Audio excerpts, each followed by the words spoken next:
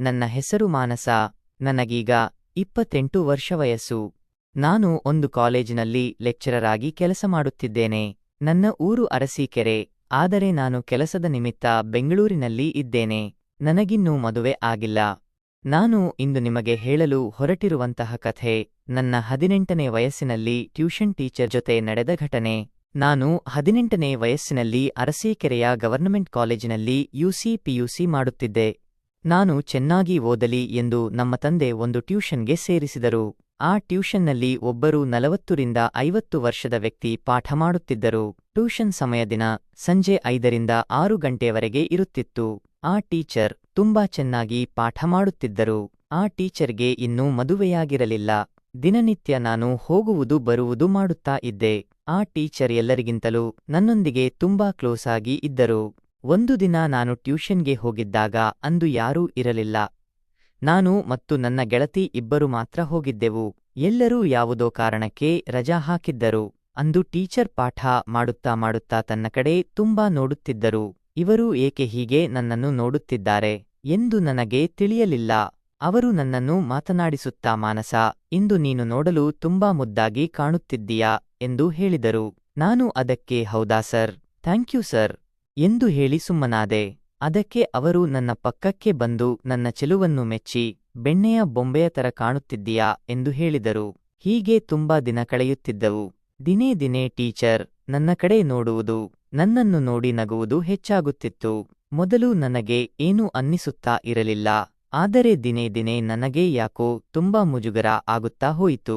ಒಂದು ದಿನ ಟೀಚರ್ ನನ್ನನ್ನು ಕರೆದು, ನಾಳೆ ನಾನು ಸಂಜೆ ಟ್ಯೂಷನ್ ತೆಗೆದುಕೊಳ್ಳಲು ಆಗುವುದಿಲ್ಲ.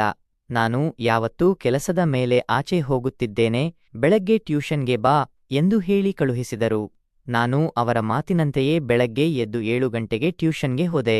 ಅಲ್ಲಿ ಹೋಗಿ ನೋಡಿದರೆ ನನ್ನೊಬ್ಬಳನ್ನು ಬಿಟ್ಟು ಇನ್ಯಾರೂ ನನಗೆ ಕಾಣಲಿಲ್ಲ. ನಾನು ಸರ್ ಅನ್ನು ಕೇಳಿದೆ. ಸರ್, ಯಾಕೆ ಯಾರೂ ಬಂದೇ ಇಲ್ಲ ಎಂದೆ. ಅದಕ್ಕೆ ಅವರು, ಗೊತ್ತಿಲ್ಲ, ನಾನು ಎಲ್ಲರಿಗೂ ಬರುವುದಕ್ಕೆ ಹೇಳಿದೆ, ಆದರೆ ಯಾರೂ ಬಂದಿಲ್ಲ. ಬಾ, ನಿನಗೆ ಪಾಠ ಮಾಡುತ್ತೇನೆ, ಕುಳಿತುಕೋ ಎಂದು ಹೇಳಿದರು.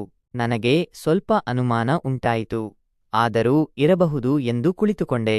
ಆಗ ಟೀಚರ್ ಆ ಮನೆಯ ಬಾಗಿಲನ್ನು ಮುಚ್ಚಿದರು. ನಾನು ಆಚೆ ಏನೂ ಶಬ್ದ ಇರಬೇಕು ಎಂದು, ಅದಕ್ಕೆ ಮುಚ್ಚಿರಬೇಕು ಎಂದು ಸುಮ್ಮನಾದೆ. ಟೀಚರ್ ಪಾಠವನ್ನು ಮಾಡುವುದನ್ನು ನಿಲ್ಲಿಸಿ ನನ್ನನ್ನೇ ನೋಡುತ್ತಾ 10 ನಿಮಿಷದವರೆಗೂ ಕುಳಿತುಕೊಂಡಿದ್ದರು. ನಾನು ಅದಕ್ಕೆ, ಯಾಕೆ ಸರ್ ಸುಮ್ಮನೆ ಕುಳಿತುಕೊಂಡಿದ್ದೀರಿ, ಪಾಠವನ್ನು ಮಾಡಿ ಎಂದು ಕೇಳಿದೆ.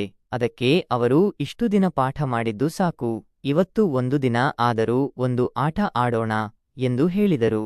ನಾನು ಅದಕ್ಕೆ, ಯಾವ ಆಟ ಸರ್ ಎಂದು ಕೇಳಿದೆ. ಅದಕ್ಕೆ ಅವರು, ನಾನು ನಿನ್ನ ಕಣ್ಣಿಗೆ ಬಟ್ಟೆ ಕಟ್ಟುತ್ತೇನೆ, ಕಟ್ಟಿ ನಿನ್ನ ಕೈಗೆ ಕೆಲವೊಂದು ವಸ್ತುಗಳನ್ನು ಕೊಡುತ್ತೇನೆ. ನೀನು ಕಣ್ಣು ಮುಚ್ಚಿಕೊಂಡು ಆ ವಸ್ತುಗಳು ಯಾವುದು ಎಂದು ಹೇಳಬೇಕು ಎಂದು ಹೇಳಿದರು. ನಾನು ಅದಕ್ಕೆ ಸರಿ ಆಯ್ತು ಎಂದು ಹೇಳಿದೆ. ಅದಕ್ಕೆ ಅವರು ನನಗೆ ಮೊದಲು ಕಣ್ಣಿಗೆ ಬಟ್ಟೆ ಕಟ್ಟಿ ಮೊದಲು ಒಂದು ಪುಸ್ತಕವನ್ನು ತೆಗೆದು ನನ್ನ ಕೈಗೆ ಇಟ್ಟರು. ನಾನು ನಗುತ್ತಾ, ಅಯ್ಯೋ ಸರ್, ಏನಿದು, ಇಷ್ಟು ಸುಲಭವಾಗಿ ಇರುವುದನ್ನ ಇಟ್ಟಿದ್ದೀರಾ ಎಂದು ಹೇಳಿ, ಇದು ಪುಸ್ತಕ ಎಂದು ಹೇಳಿದೆ. ಅದಕ್ಕೆ ಅವರು, ನೀನು ತುಂಬಾ ಜಾಣೆ ಇದ್ದೀಯಾ ಎಂದು ಹೇಳಿ, ಈಗ ಇನ್ನೊಂದು ವಸ್ತು ಇಡುತ್ತೇನೆ, ಅದು ಏನು ಎಂದು ಹೇಳು ಎಂದು ಹೇಳಿದರು. ಅದಕ್ಕೆ ನಾನು, ಆಯಿತು ಸರ್, ಇಡಿ ಎಂದು ಹೇಳಿದೆ. ನಂತರ ಅವರು ಒಂದು ಮೊಬೈಲ್ ಫೋನನ್ನು ಕೈಗೆ ಇಟ್ಟರು. ನಾನು ಮತ್ತೆ ನಗುತ್ತಾ, ಅಯ್ಯೋ ಸರ್, ಇದು ಕೂಡ ನನಗೆ ಗೊತ್ತು, ಇದು ನಿಮ್ಮ ಮೊಬೈಲ್ ಫೋನ್ ಎಂದು ಹೇಳಿದೆ. ಅದಕ್ಕೆ ಅವರು, ಅಯ್ಯೋ, ಈ ಸಲಿಯೂ ಕಂಡು ಹಿಡಿದುಬಿಟ್ಟೆ ಎಂದು ಹೇಳಿ, ಮತ್ತೆ ಈಗ ಇನ್ನೊಂದು ವಸ್ತುವನ್ನು ಇಡುತ್ತೇನೆ, ಅದು ಯಾವುದು ಎಂದು ಹೇಳು ನೋಡೋಣ, ಆಗ ನೀನು ಜಾಣೆ ಎಂದು ನಾನು ಒಪ್ಪಿಕೊಳ್ಳುತ್ತೇನೆ ಎಂದು ಹೇಳಿದರು. ಅದಕ್ಕೆ ನಾನು, ಆಯಿತು ಸರ್, ಇಡಿ ನೋಡೋಣ ಎಂದು ಹೇಳಿದೆ. ಅದಕ್ಕೆ ಅವರು ನನ್ನ ಕೈಯನ್ನು ತೆಗೆದುಕೊಂಡು ಒಂದು ವಸ್ತುವಿನ ಮೇಲೆ ಇಟ್ಟರು. ಆ ವಸ್ತುವನ್ನು ಮುಟ್ಟಲು ಮೆತ್ತನೆಯ ಹಾಗೂ ಉಷ್ಣತೆಯ ಬಾಳೆಹಣ್ಣಿನ ರೀತಿ ಸಿಗುತ್ತಿತ್ತು. ನಾನು ಎಂದು ಮುಟ್ಟಿಲ್ಲದೆ ಇರುವ ವಸ್ತುವಿನ ರೀತಿ ಭಾಸವಾಗುತ್ತಿತ್ತು. ನಾನು ಅದು ಯಾವುದೋ ಹಣ್ಣು ಇರಬೇಕು ಎಂದು ಭಾವಿಸಿ ನನ್ನ ಕಣ್ಣಿನ ಬಟ್ಟೆಯನ್ನು ತೆಗೆದರೆ ಒಂದು ಕ್ಷಣ ನನ್ನ ಮೈ ಚುಮ್ಮೆಂದಿತ್ತು. ಏಕೆಂದರೆ ನನ್ನ ಕೈಯನ್ನು ಅವರು ತನ್ನ ಮಧ್ಯಭಾಗದ ಮೇಲೆ ಇರಿಸಿಕೊಂಡಿದ್ದರು. ನನಗೆ ಭಯವಾಗಿ ಅಲ್ಲಿಂದ ಓಡಿ ಹೋದೆ. ಸರ್ ಆಗ ನನ್ನನ್ನು, ಮಾನಸ ನಿಂತುಕೋ ಎಂದು ಕೂಗುತ್ತಿದ್ದರು. ನಾನು ಮನೆಗೆ ಓಡಿ ಬಂದು ರೂಮಿನ ಒಳಗೆ ಓಡಿ ಬಾಗಿಲನ್ನು ಮುಚ್ಚಿ ಒಬ್ಬಳೇ ಸುಮ್ಮನೆ ಕುಳಿತುಕೊಂಡೆ. ಅದನ್ನು ನೋಡಿದ ಕ್ಷಣದಿಂದ ನನಗೆ ಏನಾಗುತ್ತಿದೆ ಎಂಬುದೇ ನನಗೆ ತಿಳಿಯುತ್ತಿರಲಿಲ್ಲ. ನಾನು ಕಣ್ಣು ಮುಚ್ಚಿದರೆ ಸಾಕು, ನಾನು ಅಲ್ಲಿ ನೋಡಿದ್ದೇ ನನಗೆ ನೆನಪಾಗುತ್ತಿತ್ತು. ಅದಾದ ನಂತರ ನಾನು ಸ್ವಲ್ಪ ದಿನಗಳವರೆಗೆ ಟ್ಯೂಷನ್ಗೆ ಹೋಗಿರಲಿಲ್ಲ. ನನಗೆ ಆ ಘಟನೆ ಪದೇ ಪದೇ ನೆನಪಾಗುತ್ತಾ ಇತ್ತು.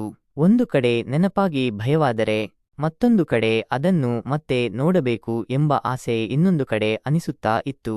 ಆದರೆ ಯಾಕೆ ಹಾಗೆ ಅನಿಸುತ್ತಾ ಇತ್ತು ಎಂದು ನನಗೆ ತಿಳಿಯಲಿಲ್ಲ. ನಾನು ಸ್ವಲ್ಪ ದಿನಗಳು ಕಳೆದ ನಂತರ ಮತ್ತೆ ಟ್ಯೂಷನ್ಗೆ ಹೋದೆ.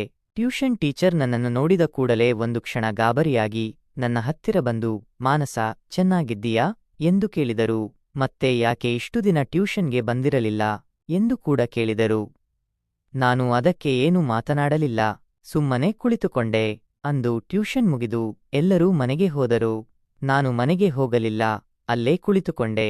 ಆಗ ಟೀಚರ್, ಯಾಕೆ ಮಾನಸ, ಇನ್ನೂ ಹೋಗಿಲ್ಲ, ಇಲ್ಲೇ ಇದ್ದೀಯಾ ಎಂದು ಕೇಳಿದರು. ನಾನು ಅದಕ್ಕೆ, ಸರ್, ಅವತ್ತು ಆಡಿದ್ದೀವಲ್ಲ ಆ ಆಟ ಅಂತ ಹೇಳಲು ಹೊರಟಾಗ ಅವರು ಗಾಬರಿಯಿಂದ, ಯಾಕೆ, ಯಾರಿಗಾದರೂ ಹೇಳಿದೆಯಾ ಎಂದು ಕೇಳಿದರು.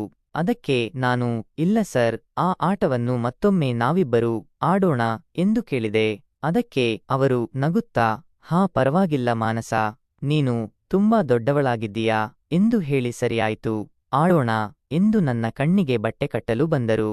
ನಾನು ಅದಕ್ಕೆ, ಸರ್, ಇವತ್ತು ನಾನು ನಿಮ್ಮ ಕಣ್ಣಿಗೆ ಬಟ್ಟೆ ಕಟ್ಟುತ್ತೇನೆ, ನೀವು ಯಾವ ವಸ್ತು ಎಂದು ಹೇಳಿ ಅವರ ಕಣ್ಣಿಗೆ ಬಟ್ಟೆಯನ್ನು ಕಟ್ಟಿದೆನು. ಮೊದಲು ಅವರ ಕೈಗೆ ಒಂದು ಪೆನ್ನನ್ನು ಇಟ್ಟೆ. ಅದಕ್ಕೆ ಅವರು ನಗುತ್ತಾ, ಇದು ಪೆನ್ ಎಂದು ಹೇಳಿದರು. ನನಗೆ ಬೇರೆ ಏನಾದರೂ ಕೈಗೆ ಇಡು ಎಂದು ಕೇಳಿದರು. ಹೌದಾ, ಸರಿಯಾಯ್ತು ಸರ್ ಎಂದು ನಾನು ಅವರ ಕೈಯನ್ನು ನನ್ನ ಎದೆಯ ಭಾಗಕ್ಕೆ ಇಟ್ಟೆ. ಅವರಿಗೆ ಅದು ಏನು ಎಂದು ಗೊತ್ತಿದ್ದರೂ ಅವರು ನಾಟಕ ಮಾಡುತ್ತಾ, ಅಯ್ಯೋ, ನನಗೆ ಇದು ಏನು ಎಂದು ತಿಳಿಯುತ್ತಿಲ್ಲ ಎಂದು ಆ ಭಾಗವನ್ನು ಮುಟ್ಟುತ್ತಾ ಸವರುತ್ತಾ ಇದ್ದರು. ಅದಕ್ಕೆ ನಾನು, ಸುಳ್ಳು, ಬೇಗ ಹೇಳಿ ಎಂದು ಕೇಳಿದಾಗ ಅವರು, ಅಯ್ಯೋ, ತಿಳಿಯುತ್ತಿಲ್ಲ ಮಾನಸ ಎಂದು ಹೇಳಿದರು. ಅದಕ್ಕೆ ನಾನು, ಸರಿಯಾಯ್ತು, ಈಗ ಇನ್ನೊಂದು ವಸ್ತು ಇಡುತ್ತೇನೆ ಎಂದು ನನ್ನ ಸೊಂಟದ ಕೆಳಭಾಗಕ್ಕೆ ಅವರ ಕೈಯನ್ನು ತೆಗೆದುಕೊಂಡು ಅಲ್ಲಿಗೆ ಇಟ್ಟುಕೊಂಡೆ. ಅವರು, ಅಯ್ಯೋ, ನನಗೆ ಇದು ಏನು ಎಂದು ತಿಳಿಯುತ್ತಲೇ ಇಲ್ಲ ಎಂದು ಆ ಜಾಗವನ್ನು ಸವರುತ್ತಾ ಇದ್ದರು. ಅಷ್ಟರಲ್ಲಿ ನನಗೆ ಮನೆಗೆ ಹೋಗಲು ತಡವಾಯಿತು ಎಂದು ಸರ್, ನಾಳೆ ಬೇರೆ ಆಟ ಆಡೋಣ ಎಂದು ನಾನು ಅಲ್ಲಿಂದ ಹೊರಟೆ. ಮುಂದಿನ ಭಾಗ ಬೇಕಾದಲ್ಲಿ ಪಾರ್ಟ್ 2 ಎಂದು ಕಮೆಂಟ್ ಮಾಡಿ.